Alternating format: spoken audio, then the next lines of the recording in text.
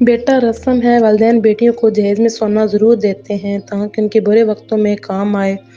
کومل کو جہیز میں نے اپنا زیور دیا تھا جو 7-8 تولے سے کم کا نہیں تھا۔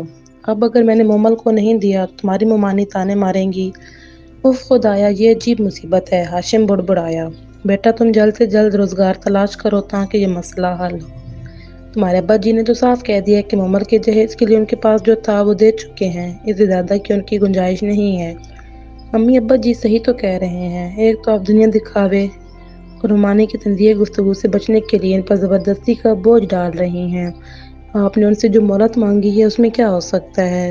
کون سا مجھے لاکھوں کی نوکری مل جائے گی؟ کسی پرائیویٹ ادارے میں جاب کے لیے بھی سفارش کی ضرورت ہوتی ہے جو میرے پاس نہیں ہے۔ مجھے اگر نوکری مل بھی گئی تو 40-50 ہزار سے زیادہ کی نہیں ہوگی۔ یہ پرائیویٹ ادارے سیلری کم سے کم دے کر زیادہ سے زیادہ کام لیتے ہیں۔ پھر بھی میں نے مائنڈ بنا لیا ہے کہ مجھے پہلے جو بھی جاب آفر ہوئی جتنے کی ہوئی میں قبول کر لوں گا، مگر میری ایک بات آپ بھی سن لیں۔ اتنی جلدی مومل کے لیے گولڈ کا بندوبست ہونے سے رہا۔ ہاشم کی طویل بات کے جواب میں وہ مطمئن لہجے میں گویا ہوئی، میں نے تمہاری آنٹی سے بات کر لی ہے، وہ اگلے مہینے سے کمیٹی ڈالیں گی۔ انہوں نے کہا ہے کہ پہلی کمیٹی وہ مجھے دیں گی، پورے 4 لاکھ کی کمیٹی ہے۔ اب ظاہر ہے اتنی بڑی کمیٹی کے لیے مجھے 40 ہزار ماہانہ دینا ہوگا جو میں تمہاری تنخواہ سے ادا کروں گی۔ ہاشم ان کی بات سن کر سر تھام کر بیٹھ گیا۔ اسے اپنے چاروں طرف پھیلی مادہ پرستی پر شدید غصہ آ رہا تھا۔ کیا ہوا؟ تم ٹھیک تو ہو؟ اس کو یوں گمسم دیکھ کر نورین نے پوچھا۔ امی آپ فکر مت کریں، میں نوکری ڈھونڈتا ہوں، پھر بھی آپ ممانی سے کچھ وقت اور مانگ لیں۔ ہاشم نے زبردستی کی مسکراہٹ چہرے پر سجا کر کہا۔ اس سے زیادہ کا وقت وہ نہیں دیں گی، بس تم نوکری ڈھونڈو۔ ہاشم نے کوئی جواب نہیں دیا، چپ چاپ فائل اٹھائی اور خدا حافظ کہتا ہوا باہر آ گیا۔ راستے میں پھر وہ جھنجھلایا ہوا سا رہا۔ ابا جی کے آفس پہنچ کر سب کو سلام کرتے ہوئے ان کے کمرے میں داخل ہوا۔ اکرم حسن فون پر کسی سے بات کر رہے تھے۔ ہاشم نے بلا ارادہ ہی ان کے ٹیبل پر رکھا اخبار اٹھا لیا۔ صفحات کی ورقہ دانی کرتے ہوئے اس کی نظر ضرورت ہے کے اشتہار پر پڑی۔ پوسٹ اس کی فیلڈ کی تھی۔ اس نے فوراً ہی اس جاب کے لیے اپلائی کا فیصلہ کر لیا۔ شام تک اس نے اپنا سی وی ارجنٹ میل سروس سے روانہ کیا اور مطمئن سا گھر لوٹ آیا۔ میں تمہیں بہت مس کروں گا۔ دل تو نہیں چاہ رہا کہ نئی نویلی دلہن کو چھوڑ کر جاؤں، مگر جانا تو پڑے گا۔ مجھے خوشی ہے کہ تم گھریلو رشتوں کو نبھانے والی لڑکی ہو۔ جانے سے قبل اسکندر نے سجی سنوری میرین کی آنکھوں میں جھانکتے ہوئے کہا۔ اس کے ساتھ ہی اس نے مزید یہ وقت گزارنے کے لیے اس نے انگلینڈ جانے کا پروگرام 1 ہفتہ مزید آگے بڑھا دیا تھا۔ آج اس کی روانگی تھی۔ آج صبح سے میری تعریفوں کے پل باندھ رہے ہیں۔ کہیں مزید رکنے کا ارادہ تو نہیں؟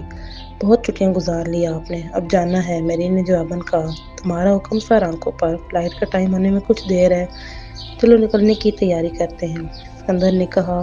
کچھ دیر بعد ان کا کار ایئرپورٹ کی جانب اڑ جا رہی تھی۔ وجاہت ملک، ماہا اور ثنا خانم بھی ایئرپورٹ پر موجود تھے۔ سب کو خدا حافظ کہنے کے بعد اسکندر میرین سے مخاطب ہوا۔ اس کی آنکھوں میں اداسی تھی۔ فلائٹ کا وقت ہو گیا ہے، مگر جانے سے پہلے ایک چھوٹی سی بات جو میں تم سے کہنا چاہتا ہوں کہ تمہارے چہرے کی اداسی مجھے اچھی نہیں لگتی۔ بس تم خوش رہا کرو، میں پہنچ کر تمہیں فون کروں گا۔ الوداعی کلمات کہتے ہوئے اسکندر رخصت ہوا تو وہ لوگ ایئرپورٹ سے باہر نکلے جہاں باوردی ڈرائیور ان کا منتظر تھا۔ کار میں بیٹھتے ہی میرین نے آنکھیں بند کر کے سیٹ کی پشت پر سر ٹکا دیا۔ وہ کسی سے بات کرنے کے موڈ میں نہیں تھی۔ ہاشم نے کئی جگہوں جاب کے لیے اپلائی کیا تھا اور اب وہ گھر بیٹھا کسی جگہ سے بلاوا آنے کا منتظر تھا۔ پیر کا دن تھا، صبح کے 11:30 بجے تھے۔ وہ بیڈ پر لیٹا چھت کو گھور رہا تھا کہ اچانک اس کے موبائل کی بیل بجی۔ ہاشم نے بڑی بے دلی سے ریسیور اٹھایا۔ دوسری طرف کوئی صاحب WM کیمیکلز انڈسٹری سے فون کر رہے تھے۔ ہاشم اٹھ کر بیٹھ گیا۔ ہاشم، اکرم سے بات کرنی ہے، دوسری طرف سے آواز ابھری۔ جی فرمائیے، میں ہاشم بات کر رہا ہوں، اس نے مؤدبانہ لہجے میں کہا۔ آپ نے کیمیکل انالسٹ کی پوسٹ کے لیے درخواست دی تھی، آپ کل انٹرویو کے لیے ٹھیک 10:30 بجے آ جائیں۔ سیٹھ وجاہت ملک آپ کا انٹرویو لیں گے۔ جی میں حاضر ہو جاؤں گا۔ آپ کس میں گرامی؟ ہاشم نے پوچھا۔ وہ اس وقت یقین و بے یقینی کی کیفیت میں تھا۔ مجھے شامیر کہتے ہیں، میں سیٹھ کا PA ہوں، آپ وقت کا خاص خیال رکھیے گا۔ دوسری طرف سے فون منقطع کر دیا گیا تھا۔ ہاشم اٹھا اور نورین بیگم کو خوشخبری سنانے پہنچ گیا۔ مبارک ہو بیٹا، حوصلہ رکھو، یہ وظیفے کی برکت ہے۔ اپلائی کرنے کے 10 دن بعد ہی تمہیں انٹرویو کے لیے بلا لیا گیا، ورنہ تو لڑکے مہینوں جوتیاں چٹکاتے پھرتے ہیں، CV پوسٹ کرتے رہتے ہیں اور انہیں انٹرویو کے لیے بلایا نہیں جاتا۔ وہ خوشی سرشار لہجے میں بولی۔ ان کے چہرے پر چھائی مسرت دیکھتے ہوئے ہاشم کے دل سے دعا نکلی، خدایا امی کی آس نہ ٹوٹے۔ شرمین کے کانوں میں عفان کے چلانے کی آواز پڑی تو وہ جنجھلاتے ہوئے نیند سے بیدار ہوا۔ آپ بھی جلدی سے تیار ہو، طالب بھائی ہمیں لے کر پکنک پر جا رہے ہیں۔ کون کون جا رہا ہے؟ کروٹ بدلتے ہوئے اس نے عفان سے پوچھا۔ ابا جی کے علاوہ سب جا رہے ہیں، امی نے کہا ہے۔ فوراً اٹھ کر تیاری پکڑیں۔ مگر میرا تو جانے کا موڈ نہیں ہے، تم جا کر امی کو بتا دو۔ میں سونا چاہتی ہوں، شرمین نے ماتھے پر ہاتھ رکھتے ہوئے کہا اور دوبارہ سونے کی کوشش کرنے لگی تھی کہ فرخندہ بانو کمرے میں چلی آئیں۔ شرمین تمہارے ساتھ کیا مسئلہ ہے جو تم پکنک پر نہیں جا رہی؟ امی رات سے میرے سر میں درد ہے، رات 3 بجے تک تو ہم باتیں کرتے رہے ہیں۔ پپو اور طالب بھائی نے محفل جمائی ہوئی تھی اور اب صبح کے 9 بجے ایک نیا شورشر چھوڑ دیا۔ ٹھیک ہے، تم پین کلر لے کر دیکھو، طبیعت بہتر ہو جائے تو چلی جانا۔ فرخندہ بانو نے مشورہ دیا تو شرمین نے کہا، امی میں گھر پر ہی خوش ہوں، نیند پوری ہو جائے گی تو سر کا درد بھی ٹھیک ہو جائے گا۔ جیسے تمہاری مرضی، تمہارے ابا جی سو رہے ہیں، پوری رات طالب کے ساتھ شطرنج کی بازی میں لگے رہے۔ اٹھ جائیں تو ناشتہ بنا کر دے دینا، باہر ہی ناشتہ کریں گے، طالب کا پائے کھانے کا موڈ ہو رہا ہے۔ فرخندہ بانو کہہ کر نکلی۔ ان کے جاتے ہی شرمین نے آنکھیں بند کر لیں۔ 11:30 بجے نیند سے جاگی، ہاتھ منہ دھو کر اس نے ابا جی کو ناشتہ بنا کر دیا، پھر موبائل ہاتھ میں لیے ہاشم کا نمبر ملانے لگی۔ اس کا موبائل آف تھا۔ جب سے وہ کراچی گیا تھا، شرمین کی 2 سے 3 دفعہ اس سے سرسری سی بات ہوئی تھی۔ وہ چاہتی تھی کہ ہاشم پہلے کی طرح گھنٹوں سے باتیں کرے، مگر لگتا تھا کہ گفتگو کرنا ہی بھول گیا تھا۔ اس کی دوستی میں پہلے جیسی گرم جوشی نہیں رہی تھی۔ ہاشم انٹرویو کے لیے مقررہ وقت سے پہلے گھر سے نکل گیا تھا۔ ابا جی نے ہمیشہ یہ نصیحت کی تھی کہ کہیں بھی جاؤ وقت کا کچھ مارجن رکھ کر جاؤ، تاکہ کوئی مسئلہ ہو جائے تو انسان کے پاس وقت پر پہنچنے کے لیے کچھ اضافی منٹ ہوں۔ اس دن بھی یہی ہوا۔ سائٹ ایریا سے پہلے سگنل پر آدھے گھنٹہ ٹریفک جام رہا۔ جس وقت ہاشم فیکٹری کے گیٹ پر پہنچا تو انٹرویو کے ٹائم میں کچھ ہی وقت باقی تھا۔ انٹرکام پر ہاشم کے بارے میں بتانے پر شامیر صاحب نے اسے اندر بلوا لیا۔ وہ چپڑاسی کے ہمراہ ان کے کمرے میں پہنچا۔ شامیر صاحب کا روم جدید فرنیچر سے آراستہ، سجا سجایا تھا۔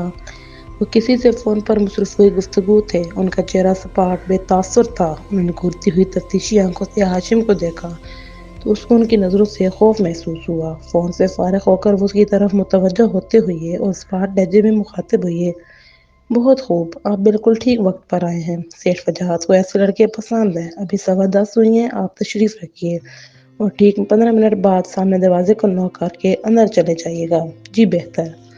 ہاشم یہ کہتے ہوئے کرسی پر بیٹھ گیا۔ 15 منٹ بعد وہ سیٹھ وجاہت کے سامنے بیٹھا تھا۔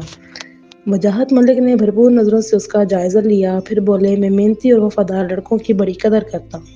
آپ کو مجھ سے زیادہ پرکشش تنخواہ اور مراعات کوئی نہیں دے سکتا۔ آپ کو یہ پوسٹ مل سکتی ہے، اس کے لیے میری 2 شرائط ہیں۔ وجاہت ملک اتنا کہہ کر اس کو بغور دیکھنے لگے۔ ہاشم کو ان کی آنکھوں میں ایسی کیفیت نظر آئی جیسے شکاری کی شکار کرنے سے پہلے ہوتی ہے۔ پھر وہ بولے، آپ کو ہر صورت میرا وفادار رہنا ہوگا، اور دوسری یہ کہ اس فیکٹری میں کیا ہو رہا ہے، کون کیا کر رہا ہے، اس معاملے میں آپ دخل نہیں دیں گے۔ بظاہر یہ شرائط سادہ سی تھیں۔ ہاشم کو کوئی اعتراض نہیں تھا۔ وجاہت ملک نے اس کا 15 منٹ تک انٹرویو لیا، پھر کہا، ہاشم اکرم، آپ سے گفتگو کے بعد میں اس نتیجے پر پہنچا ہوں کہ آپ اس جاب کے لیے نہایت موزوں ہیں۔ میں نے آپ کا سلیکشن کر لیا ہے، آپ پرسوں سے جوائن کر سکتے ہیں۔ مجھے امید ہے کہ آپ میری فیکٹری کے لیے ایک اچھا اضافہ ہوں گے۔ اپنی بات مکمل کر کے انہوں نے کاغذ اٹھایا اور اس پر کچھ لکھنے کے بعد اس کے سامنے کر دیا۔ ہاشم نے جیسے ہی کاغذ پر لکھی ہوئی تنخواہ اور مراعات کے بارے میں پڑھا تو بے ہوش ہوتے ہوتے بچا۔ یہ سب اس کی تصور سے کہیں زیادہ تھا۔ گھر پہنچ کر اس نے نورین بیگم کو نوکری ملنے کے بارے میں بتایا تو وہ فوراً شکرانے کے نوافل پڑھنے چل دیں۔ 2 دن بعد وہ بجھے دل اور خالی ذہن کے ساتھ آفس جانے کے لیے تیار ہو رہا تھا۔ گزشتہ ملازمت سے نکالے جانے کے لیے غم اب بھی اس کے دل میں تازہ تھا۔ تبھی ابا جی کمرے میں آ گئے۔ ہاشم انہیں دیکھ کر حیران ہو گیا۔ ابا جی، آپ یہاں؟ ہاں بیٹا، کیا میں تمہارے کمرے میں نہیں آ سکتا؟ تمہیں تو معلوم ہے کہ میں صاف اور سیدھی بات کرنے کا عادی ہوں۔ جانتا ہوں تمہیں یہ جاب کرنا کتنا کھل رہا ہے، مگر بیٹے مجبوری انسان سے بہت کچھ کروا دیتی ہے۔ تمہارا گورنمنٹ جاب کا خواب تو پورا نہیں ہو سکا، لیکن اب جب کہ تم نے پرائیویٹ جاب کر ہی لی ہے تو پوری لگن، محنت اور دیانتداری سے اپنی ڈیوٹی انجام دینا۔ جی ابا جی، میں اپنی ڈیوٹی پوری ایمانداری سے انجام دوں گا۔ اکرم حسن نے اس کے کندھے کو تھپ تھپایا۔ ان کے جانے کے بعد ہاشم بڑی عجلت میں گھر سے نکلا۔ فیکٹری میں اس نے اپنی ملازمت کا پہلا دن بڑے اعتماد سے گزارا۔ وجاہت ملک 12 بجے راؤنڈ پر آئے اور گھوم پھر کر فیکٹری کا جائزہ لیا۔ اس وقت سپروائزر احرار جو کیمیکلز کے بارے میں ہاشم سے ڈسکشن کر رہے تھے، ساتھ ہی مختلف مشینوں کی ساخت اور ان کو چلانے کا طریقہ بتا رہے تھے۔ وجاہت ملک کی تفتیشی نظروں نے ان دونوں کا جائزہ لیا اور وہاں سے چلے گئے۔ تم تو بلا وجہ خفا ہو رہی ہو، آخر اس میں حرج ہی کیا ہے؟ تمہارے شوہر نے کوئی انہونی بات تو نہیں کی؟ ثنا خانم مہرین کے بالوں میں محبت سے انگلیاں پھیرتے ہوئے بولی۔ یہ انہونی نہیں تو اور کیا ہے؟ جانے سے پہلے تو وہ یہی کہہ رہا تھا کہ مجھے اپنے ساتھ ہی رکھے گا، وہاں جاتے ہی اس کے انداز بدل گئے ہیں، اب کہہ رہا ہے میں یہیں پر رہوں گی۔ وجاہت انکل سے میں نے سکندر کے بدلتے رویے کی شکایت کی تو بجائے اسے سمجھانے کے وہ کہہ رہے ہیں کہ یہ تم میاں بیوی کا معاملہ ہے، سکندر کی مرضی ہے اب تمہیں یہاں رکھے یا وہاں۔ میری ایک بات آپ بھی سن لیں، سکندر نے مجھے انگلینڈ میں اپنے ساتھ نہیں رکھا تو میں اسے طلاق لے لوں گی۔ خبردار جو یہ لفظ منہ سے نکالا، ایک معمولی سی بات کو ایشو بنا کر الرجی کے بارے میں آئندہ سوچنا بھی مت۔ شوہر کو پیار محبت سے قابو میں کیا جاتا ہے، اڑیل پن سے نہیں۔ محمد سکندر بدل گیا ہے، اس کی محبت ڈھونگ تھی۔ جب بھی میں اسے فون کرتی ہوں وہ بہانہ بنا کر فون رکھ دیتا ہے، وہ مجھ سے بات نہیں کرنا چاہتا۔ مجھے تو یوں لگتا ہے کہ ہم دونوں کے بیچ کوئی تیسرا ہے۔ مہرین یہ تمہارا وہم ہے، اس طرح کی فضول باتیں کر کے تم اسے اپنے آپ سے دور کر دو گی۔ ثنا خانم نے اسے محبت سے سمجھایا، پھر مزید گویا ہوئی۔ اب اٹھو پارلر سے ہو آئیں، رات کی فلائٹ سے انظر آ رہا ہے، اسے لینے ایئرپورٹ جانا ہوگا۔ سوری مما، مجھے اپنے نام نہاد کزن کو لینے نہیں جانا، آپ جائیں، وہ چڑے ہوئے لہجے میں بولی تو ثنا خانم نے اصرار نہیں کیا۔ شرمین آپی یہ سوٹ مجھ پر کیسا لگے گا؟ ماہرہ نے اپنی الماری سے ایک سوٹ نکال کر اس کے آگے رکھتے ہوئے پوچھا۔ اچھا ہے، کیا تم یہ کپڑے گھر میں پہن کر بیٹھو گی؟ شرمین نے پوچھا۔ میں طالب بھائی کے ساتھ مارکیٹ جا رہی ہوں اس لیے یہ کپڑے نکالے ہیں، عفان بھی ہمارے ساتھ ہوگا، تم چلو گی؟ اس نے تفصیل بتائی۔ طالب کا ذکر کرتے ہوئے اس کی آنکھوں میں جو چمک تھی اس نے شرمین کو چونکا دیا۔ نہیں تم لوگ جاؤ، شرمین نے جواباً کہا۔ طالب بھائی بہت اچھے ہیں، شاپنگ تو وہ اپنی کریں گے مگر ہمیں بھی کچھ نہ کچھ دلا ہی دیں گے، وہ ایک انداز سے بولتی ہوئی کپڑے اٹھا کر چلی گئی۔ شرمین کچھ دنوں سے اس کا رجحان طالب کی طرف محسوس کر رہی تھی۔ ماہرہ کچھ دیر بعد شاپنگ کے لیے چلی گئی تو فرخندہ بانو شرمین کے کمرے میں آئی۔ آپا کو تم پسند آ گئی ہو، اٹھتے بیٹھتے تمہاری تعریفیں کرتی رہتی ہیں، بیڈ پر بیٹھتے ہوئے بولی۔ ان کی عادت ہے تعریفیں کر کے بے وقوف بنانے کی، شرمین چڑھ کر بولی۔ خیر وہ اب اتنی بھی بری نہیں ہے، تم اپنی الماری سیٹ کر کے فارغ ہو گئی ہو تو کچن میں جا کر چنے کی دال کا حلوہ بنا لینا، میں نے دال ابال کر رکھ دی ہے، آپا کا دل چاہ رہا تھا حلوہ کھانے کا۔ ایک تو پپو اور طالب کا چٹورا پن ختم ہو کر نہیں دے رہا۔ وہ بڑ بڑاتی ہوئی کپڑے الماری میں رکھنے لگی۔ کھانے کے دوران انظر کی نظروں کا مرکز ماہا تھی۔ ماہا کو بخوبی اندازہ تھا کہ انظر اس میں دلچسپی لے رہا ہے، خاص طور پر اس کا وہ جملہ جو اس نے پہلی ملاقات میں کہا تھا، ماہا ڈیئر تم تو دن بدن خوبصورت اور خوش مزاج ہوتی جا رہی ہو، جو امریکہ کے بجائے یہاں کے اس کالج میں پڑھنا چاہیے تھا جس میں تم پڑھتی ہو۔ تم کسی ویسٹرن ماڈل کی طرح دراز قامت اور خوب رو ہو۔ انظر کی بات پر ثنا خانم، وجاہت ملک اور ادیبہ ہنس پڑے، جبکہ ماہا کے چہرے کی مسکراہٹ غائب ہو گئی۔ مہرین تم جیسی پرکشش ایکٹریس کو تو ہالی ووڈ میں ہونا چاہیے۔ اس ابتدائی جملے کو مہرین نے انظر کی شوخی پر محمول کیا تھا، مگر بعد کی چند ملاقاتوں میں اسے بخوبی اندازہ ہو گیا کہ انظر کو ماہا میں غیر معمولی دلچسپی ہے۔ وہ یوں ہی مذاق میں ماہا پر جملے نہیں کستا رہتا۔ ڈنر سے فارغ ہو کر کافی کا دور چلا۔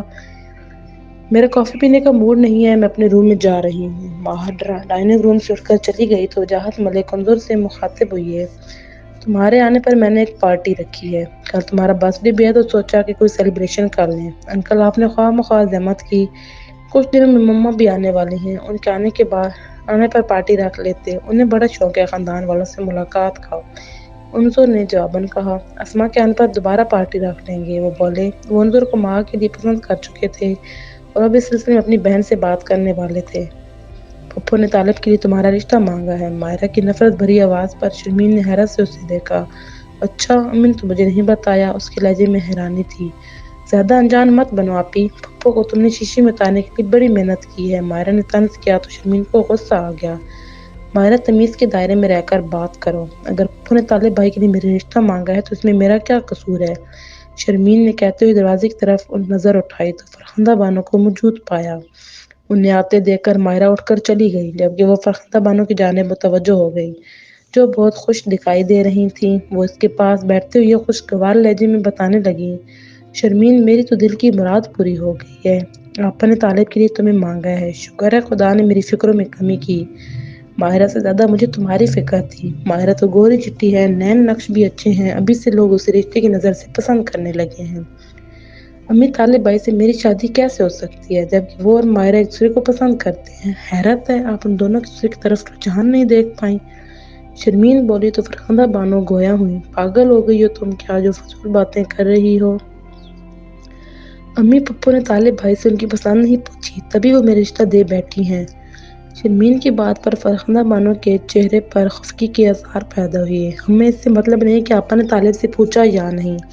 اب میں یہ بات دوبارہ نہ میں سنوں تمہارے منہ سے۔ ماہرہ کا کیا ہے؟ وہ تو بھی سیکنڈ ایئر کے پیپر دے کر فارغ ہوئی ہے، بچی ہے وہ، اس کے لیے بہت رشتے مل جائیں گے۔ وہ اس سے بھرے لہجے میں بولی، اتنی مشکلوں سے شرمین کے لیے کوئی اچھا رشتہ آیا تھا، کیا جتن نہیں کیے تھے فرخندہ بانو نے اس دن کے لیے، اور شرمین یہ رشتہ ٹھکرا کر کفران نعمت کی مرتکب ہو رہی تھی۔